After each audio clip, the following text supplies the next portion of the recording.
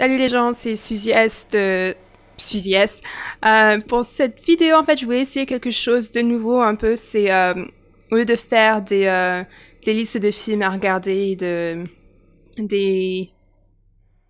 reviews, des critiques de films, de ces films que je regarde, je voulais faire un truc un peu plus relax, un peu comme un genre de vlog en fait. Et donc, ce que je vais faire, j'ai sans doute changé le nom, mais je pense pour le moment, c'est un truc comme le Attic Vlogs ou la revue du grenier, ou dans l'esprit que les films que je vais regarder en fait sont dans mes trucs à regarder de genre Netflix, Shudder, Amazon depuis un bon moment, genre depuis plusieurs mois ou depuis des années pour certains, et que j'ai toujours pas vu. Donc c'est ça, d'où Attic ou grenier ou pardon, ou de n'importe quel nom. Donc je vais choisir. Et donc, donc ça va être des trucs un peu plus relax. Et je vais vous montrer vite fait les films que je vais regarder à peu près dans les prochaines vidéos. Mais avant ça, pour la vidéo d'aujourd'hui, en fait, le film que je vais regarder, ça a été dans ma playlist pour un moment, évidemment. Mais c'est après avoir vu une critique du film par Steve de... Alors, je vais essayer de dire son nom, parce qu'en français, j'arrive pas à le dire. Donc, Steve de Gashed's Graveyard Shift. Et j'avais bien aimé en fait sa vidéo. Et après avoir vu cette vidéo, je me dis ouais, faut vraiment que je regarde ce film. Donc c'est le film que je vais regarder, c'est It Follows. Et donc vite fait, je vais vous montrer ce que j'ai là. C'est ce que je vais regarder, c'est Shudder. Je vais regarder I'm a House of Horror. Je vais sans doute finir The Call. Je sais pas si je vais faire une vidéo, mais il faut que je le finisse parce que c'est une très bonne série de making of en fait. Kuzo, qui a l'air d'être très marrant, bizarre, hein, d'horreur, mais très particulier, il faut le regarder. Blood on Satan's Cloud. Je sais pas, ça parle de quoi ce truc, mais de Satan et de sang, j'imagine. The Home. Quoi d'autre? En même temps, vous pouvez voir ce que je regarde là-dessus, ou ce que j'ai regardé, ça peut être intéressant, je sais pas. Contracted. City of the Living Dead. Quoi d'autre? The Shrine. Je sais pas si je l'ai regardé celui-là déjà, mais si j'ai déjà fait, je vais le re-regarder. The Collector. Sur Amazon. Il faut que je regarde The Hollow. The Hollow. Ça, Martyr, j'ai déjà regardé. Freaky Show Apocalypse. No, not Freaky Show. Freak Show Apocalypse. Children of the Grave. Donc, comme on sait, n'importe quel film d'horreur avec des enfants, ça doit être un peu horrible. Enfin, horrible dans le sens... les enfants dans les films d'horreur font vraiment peur. Donc, trucs comme ça. Lost Creek, Intruders. Patchwork, Evil Within Us. Trucs comme ça. Sur Netflix, vous pouvez voir en même temps sur Netflix que je regarde d'autres. Donc des trucs un peu genre stand-up comedy comme en espagnol, comme Ricardo Quevedo a gente así. Ça j'ai vu en fait dans Quotidien, le dernier Quotidien, je crois que c'était celui d'hier, donc c'était le 2 février, je crois. Carole Bouquet est venue dans Quotidien en fait, et pour parler de ça. Et ils avaient mentionné, enfin, Yann Barthès avait mentionné que Stephen King avait apprécié, et je me suis dit, une série d'horreur française en plus, faut que je regarde, et si Stephen King a vraiment aimé et que ça lui a fait peur, faut vraiment que je regarde du coup, et en plus, c'est français. Office, Funhouse Massacre, Krampus, ça c'est un film de Noël qui est dans ma liste depuis bien longtemps. Mais il faut que je regarde. Je vais sans doute le regarder avant Noël, hein, parce qu'il n'y a pas de raison pour le regarder, ne pas le regarder ne pas Noël. Bref, trucs comme ça. Voilà, d'autres trucs que je regarde, les classiques, genre RuPaul's Drag Race. The Invisible Guest. Ça, j'arrive vraiment pas à souvenir si j'ai regardé ou pas. Je pense pas, mais je pense... Ça me dit un truc. Du coup, ça, je vais sans doute le re-regarder si je l'ai pas déjà regardé, genre The Autopsy of Jane Doe, Before I Wake, ça c'est un film d'horreur. quoi d'autre? 1922, ça j'ai lu la nouvelle de Stephen King et j'avais beaucoup aimé. Ah mais j'ai déjà recommencé à regarder en fait. Ouais donc celui-là je vais le finir pour le coup. Et donc voilà, c'est donc les films, enfin quelques films que je vais regarder dans cette revue du grenier Attic Vlogs. On verra comment on va appeler ça. Hein. Et je vous dis dans quelques minutes je vais aller chercher mon dîner et mon verre de vin. Le reste de la bouteille de vin, ok j'avoue. Et voilà, à tout à l'heure. Voilà, donc le dîner est prêt, c'est des...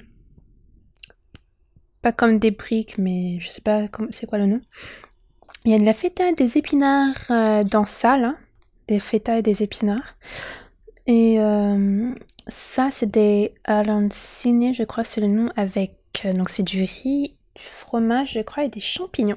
Et les verres de vin, regardez mon super verre. Voilà, on voit pas trop parce qu'il n'y a pas de lumière. Mais il y a des verres d'araignée, voilà. Et donc, c'est parti pour... It Follows. Ça fait peur, hein. J'espère que ça va être bien quand même, hein.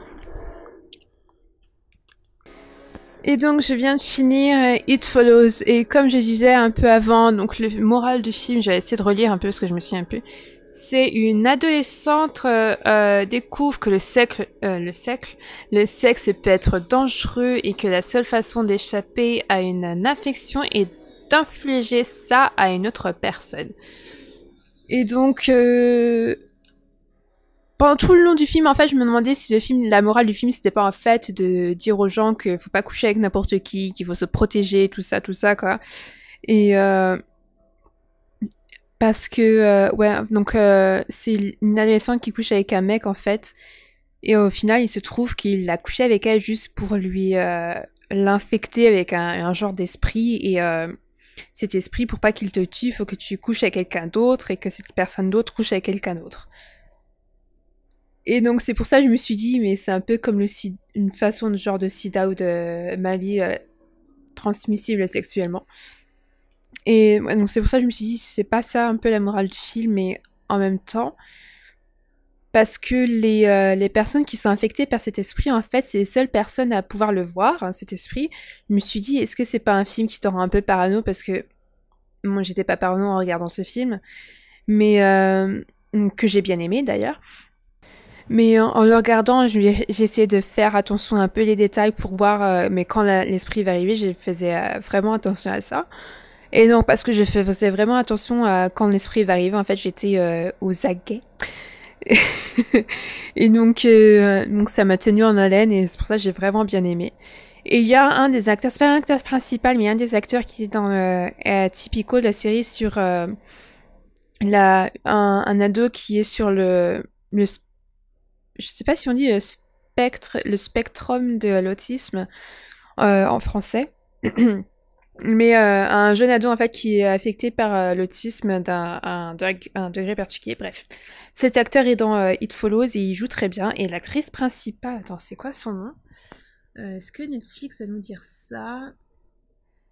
Alors, j'imagine la première actrice qui apparaît dans le casting, c'est Maika Monroe, donc j'imagine ça va être l'actrice principale en fait. Et Maika Monroe, si c'est l'actrice principale, au montage je vais vérifier si c'est elle, je mettrai oui, c'est bien elle, quelque part dans genre un genre de un truc quoi. Et donc ouais, donc elle a joué vraiment très bien et le film en fait c'est pas un film d'horreur qui va chercher à te faire vraiment peur, ça va chercher un peu à te faire réfléchir, mais que tu fasses bien attention à ce qui se passe, en même temps que tu passes un peu un bon temps quoi. Pardon. Et donc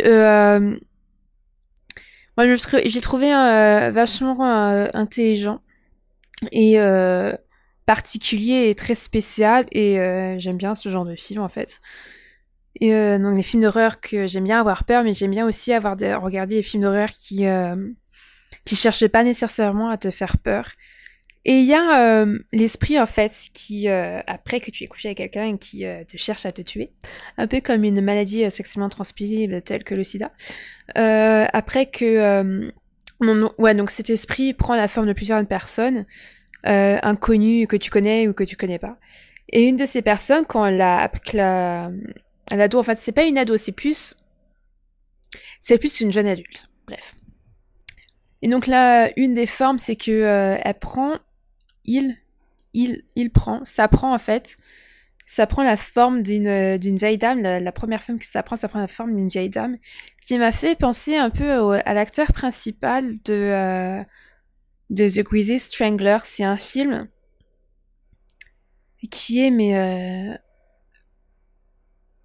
tel particulier. Je crois que c'est trop fait un peu pour décrire The Greasy Strangler, mais c'est un film, si vous n'avez pas dormi pendant plus de 24 heures, ou presque, un peu comme c'était mon cas en fait, un peu quand j'ai regardé ce film, parce que je faisais un marathon de film. Bref. La première apparition prend la forme de l'acteur principal de The Greasy Strangler, et je dis, ah ouais, c'est ce genre de film. Pas ce genre, mais de film comme The Greasy Strangler, mais dans le genre, ouais, ça va être un peu space, quoi. Et c'était space dans le bon sens, et j'ai bien aimé. Et donc, je vous le recommande, et j'étais bien contente que ce film soit dans ma playlist des films à regarder. Et que, après avoir regardé la vidéo de Steve, que j'ai décidé de regarder, en fait. Voilà. Donc, je vous recommande vraiment ce film. Et dites-moi si ce que vous en pensez de cette vidéo, genre de mes que je fasse un peu genre des critiques, enfin pas critiques, que je vous dise ce que je pense des films qui étaient dans mes playlists depuis un moment, genre des mois, des années. Et si vous décidez de regarder ce film, dites-le moi aussi dans les commentaires, likez la vidéo, partagez-la, tout ça, quoi. Et je vous vois très vite. Salut.